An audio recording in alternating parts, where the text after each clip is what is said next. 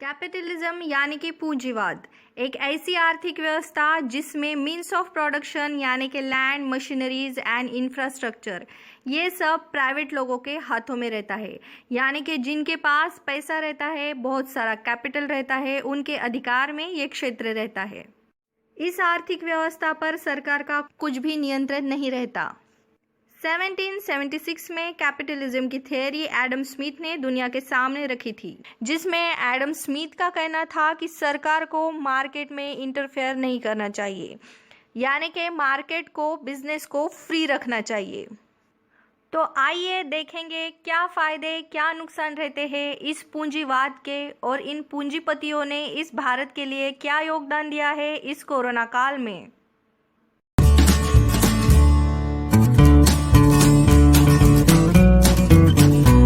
नमस्कार दोस्तों, आप सबका स्वागत है रिपब्लिक नेशन पर। दोस्तों, जो इस पूंजीवाद पर, कैपिटलिज्म पर बिलीव करते हैं, वो पूंजीवाद के, कैपिटलिज्म के फायदे आपको बढ़ा चढ़ाकर बताएंगे। जैसे कि मार्केट में कोई भी बिजनेस ओपन कर सकता है और compete भी कर सकता है। इसके अलावा कैपिटलिज्म की वजह से इफ़िशियंसी बढ़ती है, लोग बेहतरीन से बेहतरीन सर्विस और प्रोडक्ट देने के लिए इफ़ेक्टिव तरीके से काम करने लगते हैं, और इससे कुछ इनोवेशन और डिस्कवरी भी होती है। और एक बात ये भी है कि पूंजीवाद प्राइवेटाइजेशन को बढ़ावा देता है। लोग कहने को ये भी कहते हैं कि प्राइवेटाइजेशन की वजह से करप्शन होने के चांसेस बहुत कम रहते हैं, लेकिन असल में देखा जाए तो जो भी फायदे कैपिटलिज्म से है वो इतने रियलिस्टिक बिल्कुल ही नहीं है। कैपिटलिज्म का एक ऐसा कोर प्रिंसिपल रहता है जैसे कि मनी मेक्स मनी, यानी कि जितना पैसा आप मार्केट में लगाओगे उतना ही प्रॉफिट आपका बढ़ेगा। अल्टरनेटिवली जिसके पास पैसा है वो पैसा लगाएगा और अमीर हो जाएगा, यानी कि अमीर अमीर होते जाएंगे और गरीब और भी गरीब। इन शॉर्ट देखा जाए तो पूंजीवाद, कैपिटलिज्म एक ऐसी अर्थव्यवस्था है जो सिर्फ और सिर्फ प्रॉफिट कमाने के इर्द गिर्द ही चलती रहती है। बिजनेसमैन की मार्केटिंग स्ट्रेटजीज ऐसी रहती है कि समाज में इनके प्रोडक्ट, इनके सर्विसेज के प्रति डिमांड बढ़ाई जाती है, जिससे कि ज़्यादा से ज़्यादा लोग आकर्षित होते हैं और इनका ज़्यादा से ज़्यादा सेल होता है। जैसे कि हमने कहा, कैपिटलिज्म एक ऐसी अर्थव्यवस्था है जो सिर्फ और सिर्फ प्रॉफिट कमाने के इर्द गिर्द चलती रहती है। जैसे कि कोई बिजनेसमैन और उसकी कंपनी कमाती है तो उस प्रॉफिट में से 10 या 20% मुनाफा वर्कर्स को एज अ सैलरी मिलता है, और जो भी 80-90% प्रॉफिट होता है वो बिजनेसमैन को मिलता है। ये एक बड़ी इनइक्वालिटी क्रिएट कर देता है। इस इनइक्वालिटी के खिलाफ कार्ल मार्क्स ने 1848 में एक थ्योरी दुनिया के सामने रखी थी जिसका नाम है कम्युनिज्म। इस कम्युनिज्म में उत्पादनों के सभी साधनों पर पब्लिक का स्वामित्व रहता है, जिसमें जो भी प्रॉफिट मिलता है वो सब में इक्वली डिस्ट्रीब्यूट होता है। इस कम्युनिज्म के बारे में हम हमारी अगली वीडियो में बात करेंगे।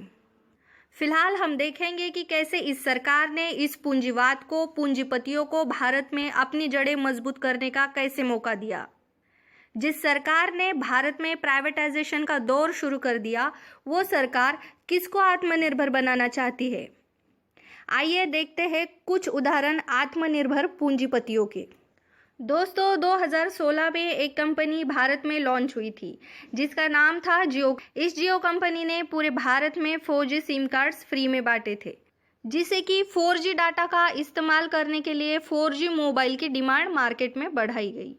ये मार्केटिंग लॉस लीडिंग स्ट्रैटेजी में आती है, यानी कि कंपनी को पहले लॉस झेलना पड़ेगा और बाद में मार्केट में डिमांड बढ़ जाने के बाद कंपनी प्रॉफिट में चलेगी। कंपनी ने मार्केट में इस तरह अपनी जगह बना ली कि बाकी कंपनीज को मार्केट में बने रहने के लिए एक तो मर्ज होना पड़ा, एक तो उनको टाई अप करना पड़ा। 2017 को टाटा डोकोमो और टेलीनॉर को एयरटेल ने एक्वायर कर लिया था।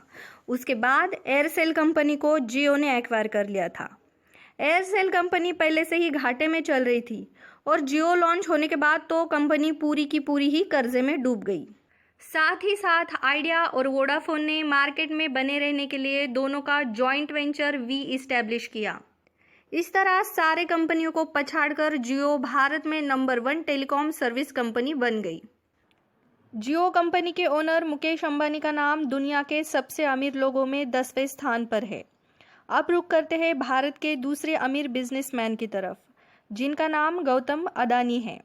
ये महाशय टॉप 50 में दूर दूर तक नहीं थे, लेकिन इस 1-1.5 साल में ही इनका नाम दुनिया भर के अमीरों में 24वें नंबर पर आ गया है। आपकी जानकारी के लिए आपको बता दें कि इन महाशय के लगभग सभी सेक्टर में बिजनेसेस है, जैसे कि इंफ्रास्ट्रक्चर में industrial land development, port and terminals, solar manufacturing, defence and aerospace. इसके अलावा भी इनके कमोडिटीज़ में बिजनेस है, यानी कि फूड, फ्रूट्स, कोल और फॉर्चून ऑयल। जिस फॉर्चून ऑयल का प्राइस जनवरी 2020 यानी कि कोरोना काल से पहले 90 रुपये था, उसका प्राइस आज की डेट में 165 रुपीज़ है। जहाँ पर लोगों की जॉब छूट रही है, किसी की सैलरी में कटौती हो रही है और जो रोज़ मजदूरी कमा कर खाते हैं उनकी मजदूरी छूट गई है। ऐसे में गौर करने की बात है कि इस कोरोना काल में इन उद्योगपतियों की आय 35% से बढ़ गई है। फिर भी इस कोरोना की महामारी में इनका कुछ भी योगदान दिखाई नहीं पड़ता। 21 मार्च 2020 को प्रधानमंत्री ने संपूर्ण लॉकडाउन की घोषणा करने के बाद कितने सारे मजदूर अपने घर जाने के लिए मीलों का सफ़र तय करते हुए निकल पड़े। खाना, पानी, धूप, मीलों का सफ़र, इसमें कईयों ने अपनी जान गंवा दी, कईयों ने अपनी जान दे दी। तब कहाँ थे ये भारत के पूंजीपति? भारतीय लोगों के बदौलत पूंजी कमाने वाले इस पूंजीपतियों को भारतीय होने के तौर पर उन भारतीय लोगों पर थोड़ी सी भी दया नहीं आई जो कोरोना से पीड़ित थे, जिनको हॉस्पिटल में वैक्सीन, बेड और ऑक्सीजन की कमी की वजह से तड़प कर मरना पड़ा। शायद वक्त रहते ही कुछ योगदान कर देते तो इतनी जीवित हानि नहीं हो पाती। फिल्म इंडस्ट्री का उदाहरण लिया जाए तो रियल लाइफ में विलन का रोल करने वाले सोनू सूद सही मायनों में रियल लाइफ में हीरो साबित हुए, और जो रियल लाइफ में हीरो थे जैसे कि अमिताभ बच्चन, अजय देवगन, अक्षय कुमार, ये सब हीरो रियल लाइफ में विलन साबित हो गए।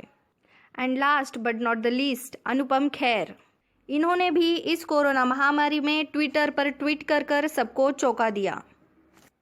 सरकार भी ऐसे पूंजीपतियों को पनाह देती है तो शायद सरकार का भी कुछ फ़ायदा रहता होगा।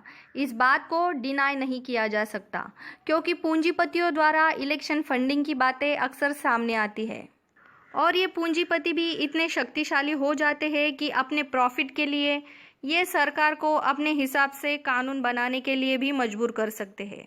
फार्मर्स बिल इसका एक उदाहरण है, जिसमें कि कॉन्ट्रैक्ट फार्मिंग, अनाज की जमाखोरी और एमएसपी सरकार के हाथ में न होने का बिल संसद में लाया गया, जो कि एक असंवैधानिक बिल है।